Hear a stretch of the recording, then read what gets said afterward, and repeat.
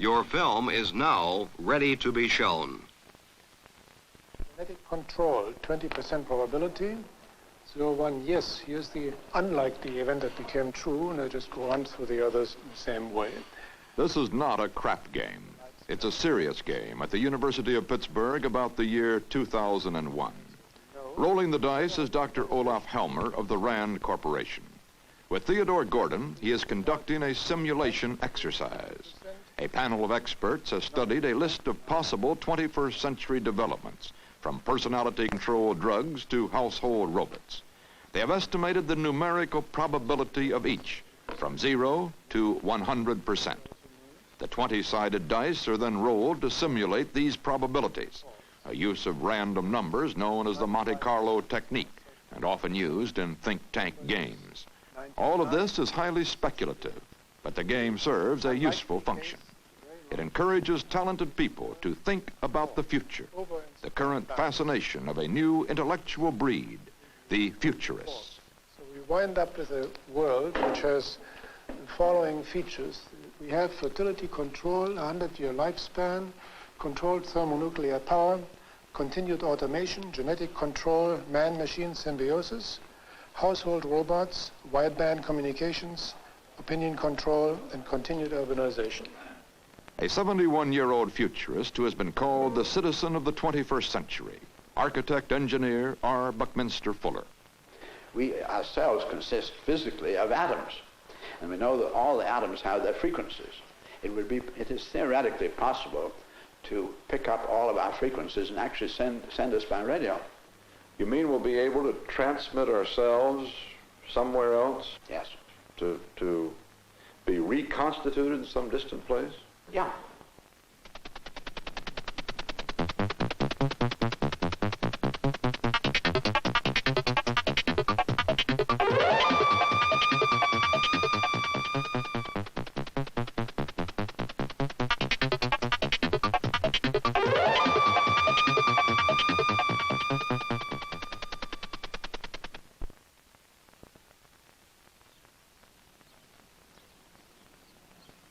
Today, at our universities and research centers, in government and in business, the futurists are looking at the 21st century. They do not pretend to be prophets. They say the future cannot be predicted. It will be invented, and it is determinable. People can determine the future if they understand and then decide on the choices open to them. The most important choices are likely to be sociological, political, and economic, not technological. In this broadcast, we will look at the future with the futurists, with these men.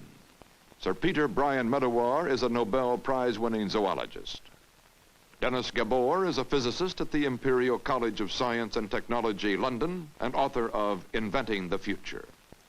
Daniel Bell is chairman of the Sociology Department, Columbia University, and head of the Commission for the Year 2000. Walter Sullivan is science editor of the New York Times.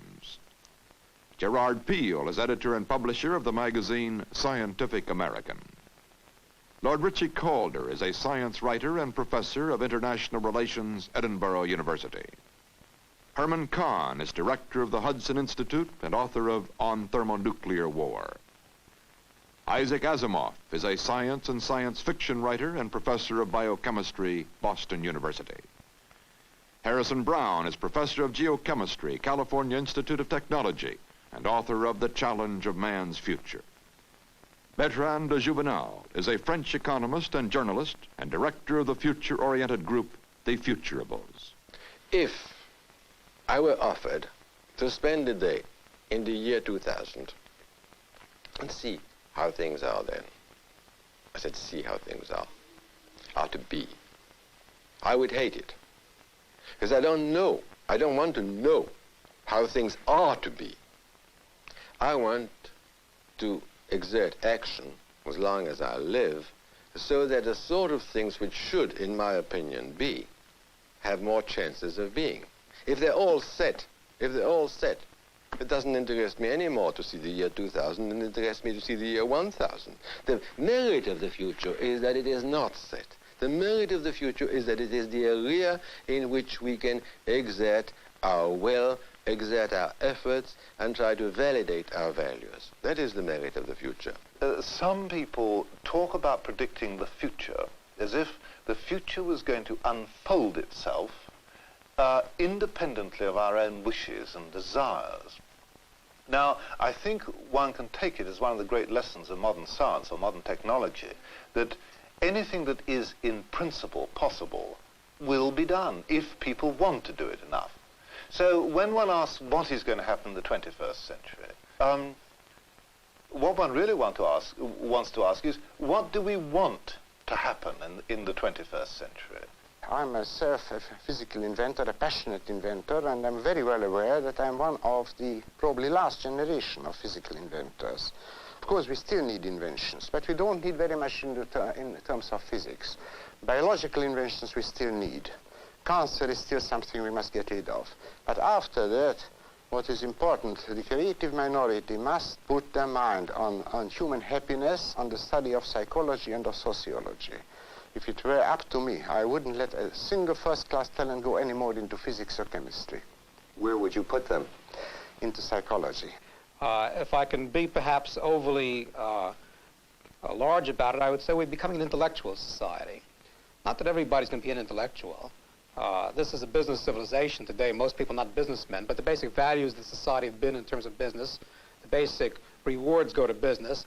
And I think in the same way, the basic institutions of the new society would be intellectual institutions, in that the scientists, engineers, mathematicians, economists will be the new men of the society.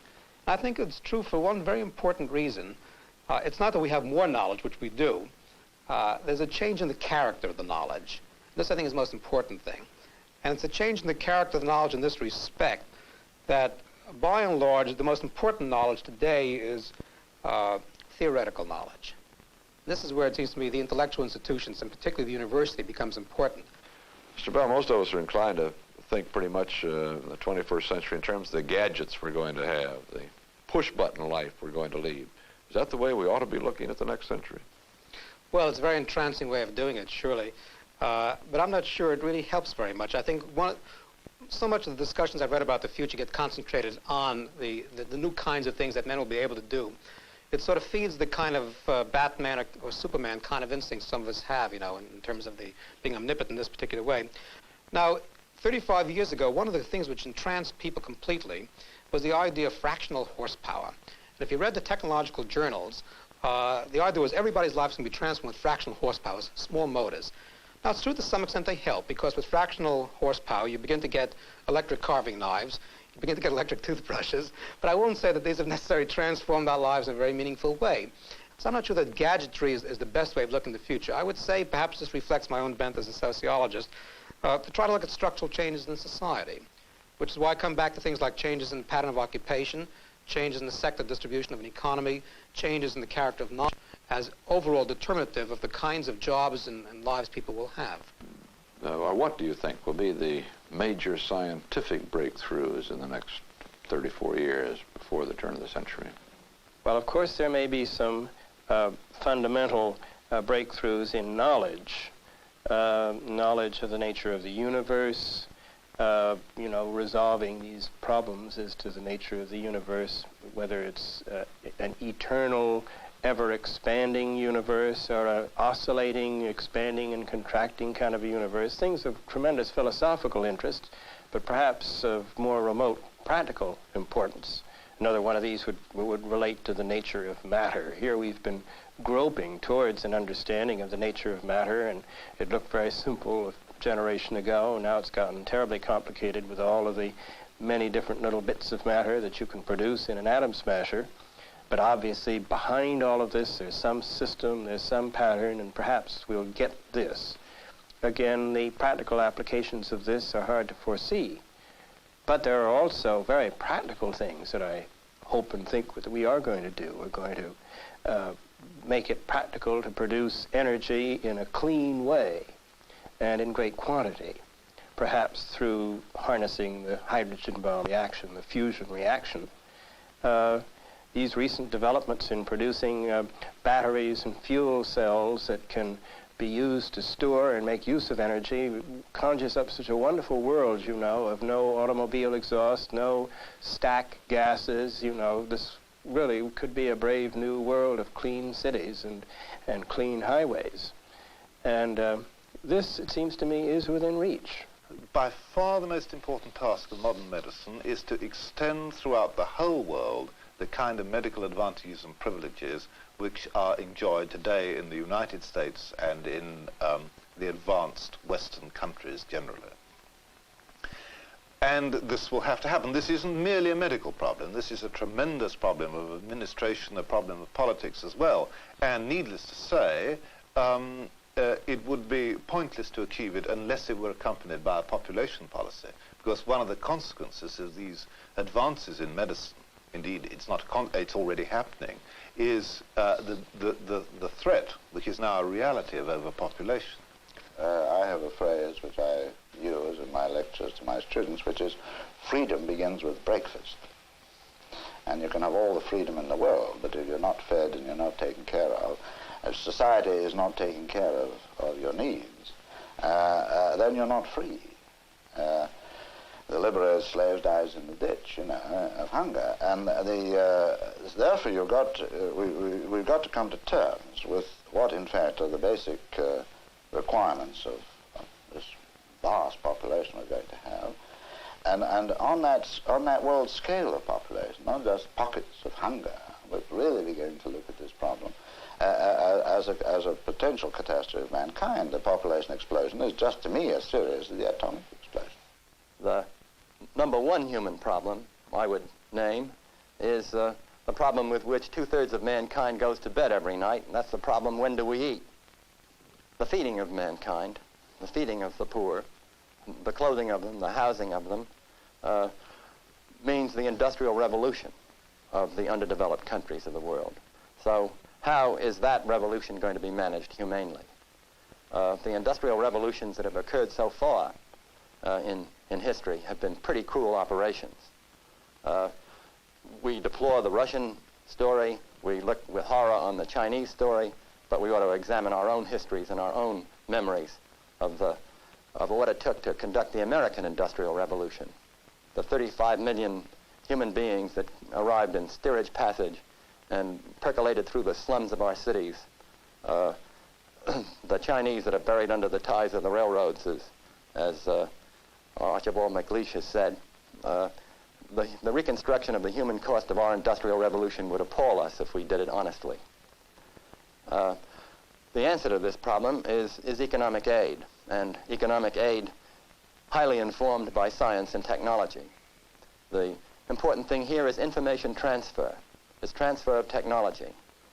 Technology of the education of the cadres of engineers and scientists that are needed, and doctors and physicians and technicians of all kinds.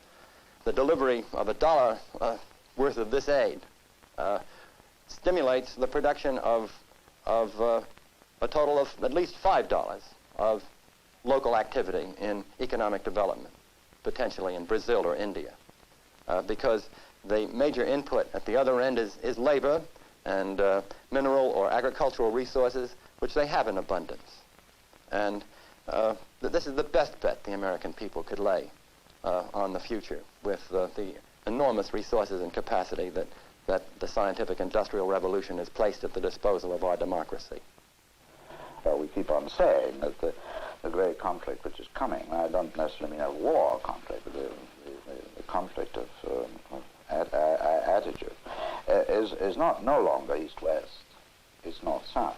It is, in fact, the colored world against what I call North Temperate Zone man. It's a rather useful description, by the way. It includes the whole of North America, includes the whole of Europe, includes the whole of Russia and Japan. It's really the clash between the highly developed countries and the underdeveloped countries. We talk about undeveloped countries and how people are going to get the most advanced technology. This is how it's going to happen. It's going to happen via the moon. For the first time in the history of man, they're sending man off into space to finally stay there on more than a sandwich and thermos bottle basis, which it's been using so far. To really stay out on the moon for a year, space for a year, you're going to have to send with him everything that he's needed for his ecological regeneration. The air must be there, he has a process, and then he'll have to operate as a process. In doing so, we're going to then have to contract something like a mile diameter activity of the Earth down to a little black box weighing about 500 pounds, the most we can allow, which is going to take care of all his regeneration so that his liquids and everything become satisfactorily regenerative locally. You'll have to add a little to it every once in a while because entropy is at work and systems always really do run down. But he'll be able to operate for a long, long time. And the capsule that he's in will be the first scientific house in the history of man. So with 2 billion people looking at him all the time, the little black box operating there, everybody in the world is going to realize you can have one of those little black boxes. You don't need any sewer systems, and you don't need any water supplies. You don't need any separate generators in the city. This little black box will just keep you going. We will continue with Buckminster Fuller on the 21st century in a moment. Are we in the future likely to have a great increase in the scientific knowledge to a magnitude we can't even dream of today, thanks to him from brawn work to do simply brain work? I see humans around the world having one very, very important function. You cannot have mass production unless you have mass consumption. The more consumers, the bigger your undertaking. As we really come to automation, which can really do the physical work, people don't have any significance whatsoever anymore as muscle or automatons, muscle machines. They have only significance as consumers. Whoever has the most customers is going to win in the great industrial battles. This is very important. China, we lost the enormous numbers of customers when we lost China's friend. Whoever's going to get India and Africa and South America to be the patrons of their industrialization needs them as consumers, not as producers. They don't have to pay for anything. They pay by just being there as regenerative consumers. Because now I'll have to talk about something which will be one of the very big new realizations by 2000 AD, which will be a realistic scientific accounting system of what is wealth. We now know that wealth isn't the goal that the old pirates used to have. Wealth is energy, and we have an Einsteinian world in which the scientists found that when energy left any local system, engine, it only did so by joining another system. It did not go out of the universe. But experiment after experiment, they found the energy never got lost. So they had to write an entirely new law of energy called the law of conservation of energy, which said energy can neither be created nor lost. So then suddenly we got a new clue to wealth. Wealth is not something that's going to deteriorate and get lost, which was a great way of thinking and all the economics. Next thing I discovered that wealth consists of something more than energy. It consists. So I found that now that every time we use it, we say, I make an experiment. Now, every time you make an experiment, you always learn more. You can't learn less. You may learn that what you thought was happening isn't happening. That saves you a lot of your time, because we want to then increase the effectiveness of our time. So I then say that the intellectual factor in wealth is one which every time we use it always improves. We always learn more. I've discovered that the energy part can't run down, and the intellectual factor, every time we use it, improves. Therefore, wealth, I discovered, is something that always increases.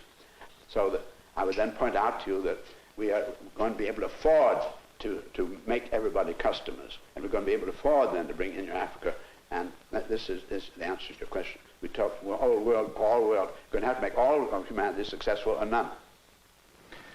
What do you think the relative power will be between the present major contenders, China, Soviet Union, the United States, and some of the older powers, England, France? Well, we would, if we had to guess a kind of a lineup, it'd be something like the following. 2 more or less superpowers, United States and Soviet Union, but nowhere near as super as they have been in the past by quite a bit. 5, say, large powers, led by Japan, which is the great undiscussed quantity in the world today. It's a fantastically vital, dynamic country. Probably followed by either West Germany or France, then in turn followed by China, and then there's the United Kingdom probably being up the rear. There would be 3 intermediate powers at least: Italy, India, Canada. These are all on the verge of becoming large powers, but not really. And then lots of other powers, of course. You put Red China fairly far down that list. Yes. 34 years won't have seen them rise to the Soviet American rank. Oh, almost without question not. On the record, China has been the greatest power in the world for about 3,000 years. Most Americans don't realize this, but during most of the last 3,000 years, the Chinese were richer than the Europeans, per capita in total, more advanced, and so on. When China has been well governed, it's been centrally governed. You know, and they're used to these interregnums of 200-300 years, 100 years, and then a return to power. The problem they have is there's a country lying off their coast, Japan, which is even more impressive. If you took Japan away, I think China would end up as the third largest power. They're competing with Japan, and that, as we learned 20 years ago, is quite difficult.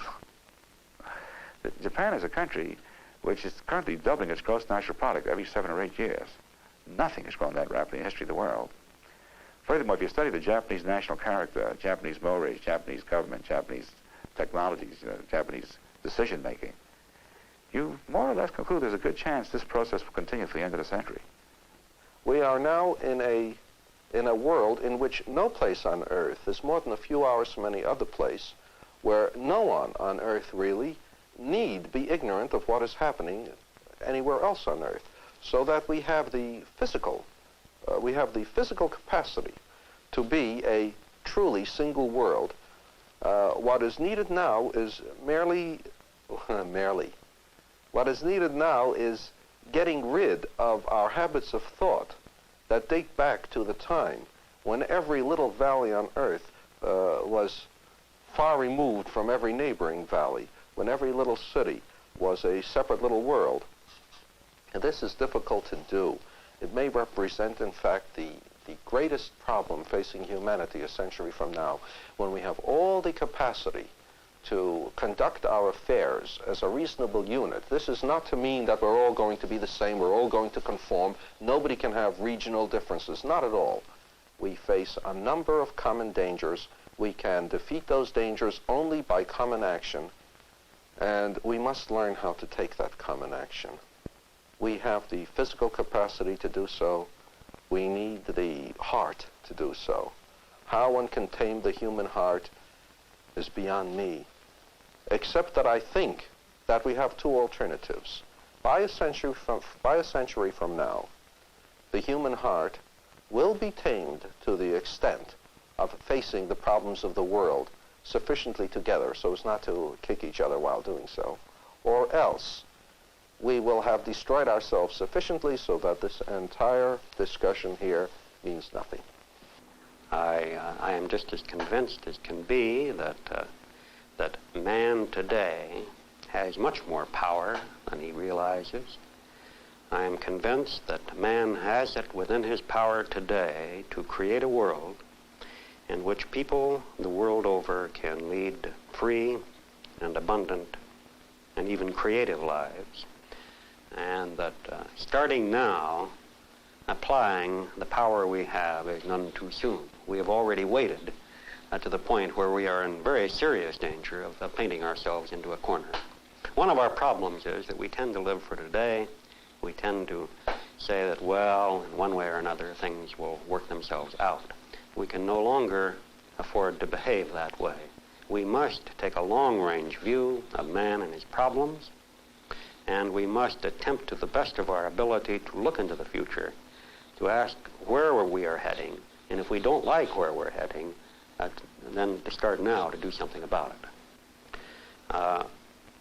It's purely a question of putting that power to work, putting it to work energetically enough. And here is where my fears really lie. I fear that we won't recognize soon enough that we do have this power, and once recognizing it, that we will put it to work rapidly enough. But I am convinced that this can happen. I am convinced that we can create a world which will pale the golden age of Pericles into nothingness.